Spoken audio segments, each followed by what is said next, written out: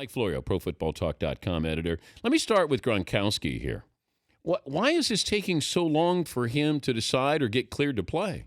Well, because, Dan, he's had those multiple surgeries, multiple different fractures in his forearm. He had an infection in the forearm. We thought it would be the back surgery that happened in June that would be the thing that delayed his return, but this forearm continues to linger, and I'm told Dr. James Andrews has gotten involved recently. He'll be reviewing the scans, and he either will or won't clear Gronkowski today or tomorrow. Earlier this week, there was optimism that Gronkowski would be cleared. Now that optimism has subsided. We'll find out what Dr. James Andrews thinks. But this arm was messed up, to use a technical term, and they're still concerned that it's not fully 100% ready to go and won't break again if he's out there playing football. Last weekend, Tony and Rodney and Scott Pioli and Peter King, and we were all talking. They were talking. I was listening. I don't want to talk out of school here, but there was a feeling, a sense that maybe Gronkowski's dad is involved in this and saying, we'll decide when my son plays. Is there any truth to that? Well, but remember, Scott said that the way Belichick works is he tunes out all the other noise. He focuses on the player, the trainers, and the doctors. And if there is a haze of confusion and uncertainty, Belichick likes it because it forces the team that they're going to be playing every week to prepare for the guy to be there. And the Saints are preparing for Rob Gronkowski to be there. Now, there may be some deeper issues with how the past surgeries were handled, and there's an item on weei.com about concerns that maybe that first surgery wasn't even necessary, that they tried to speed the healing process, that they just let the thing heal naturally.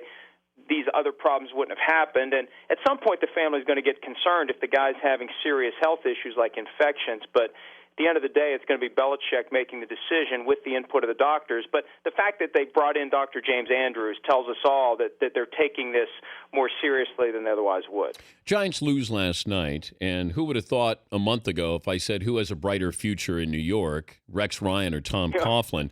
Now a month later, and 0-6, Tom Coughlin's future is what?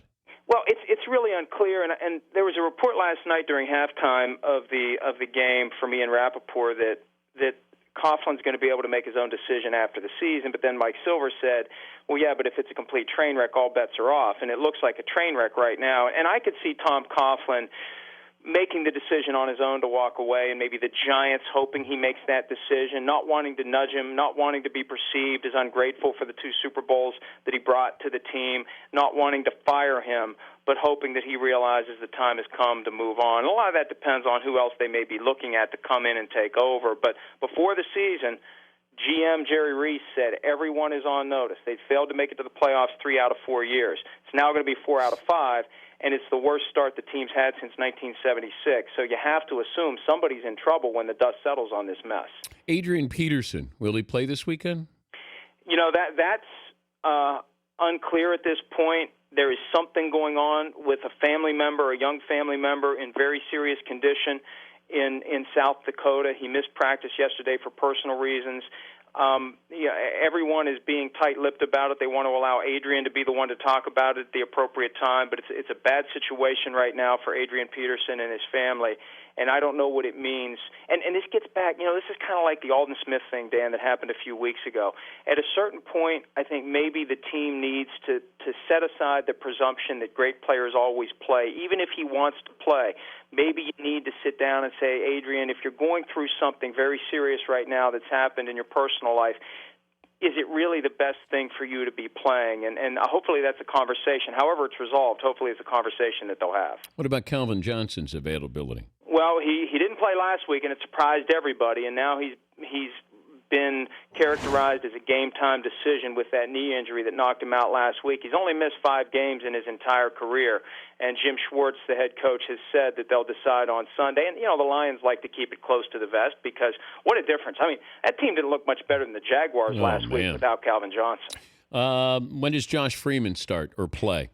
I suspect it'll be next week, and I heard what you were saying before you brought me on. I think you're spot on. If you let Ponder play and he plays really well, then you don't get a chance to test drive Josh Freeman. I think they realize that maybe Josh Freeman could become their long-term answer, and they want to take the rest of the year to evaluate him and come to a conclusion as to whether or not he's the guy. If they believed Christian Ponder was the guy, they wouldn't have brought in Josh Freeman. Daniel Snyder with the Redskins name. Where do we stand with what's next here? Well, I think the Redskins hope it all goes away, and I think in hindsight, well, Daniel Snyder's got to stop talking about it. Well, Dan, they never should have said anything. Exactly. When this all bubbled up back in January, February, the Redskins started pushing this idea that, hey, there's all these high schools that still go by the name Redskins, and I think that started this process of maybe getting people who thought it was offensive but really weren't all that motivated to do anything about it. I think the way the Redskins have handled this has helped an otherwise disorganized opposition to come together and really gain momentum. And it's been a PR nightmare for this team. And I think that at this point, anything they do is only going to make it worse. And now what do? You've got the NFL and you've got the Redskins saying, we believe the name isn't derogatory. It's been in place for 80 years, but we're willing to listen to anyone who has concerns. Well, okay, you're going to listen. Well, what are you going to do? You're going to listen, but you're going to keep the name. And I think the NFL is going to listen for that moment where they realize, from a business standpoint, it no longer makes sense to keep that name. At some point in the next, 10, 20, 30 years, they're going to have to change it. Good to visit with you. I'll see you this weekend, Mike. All right, see you, pal. All right, buddy. Thank you.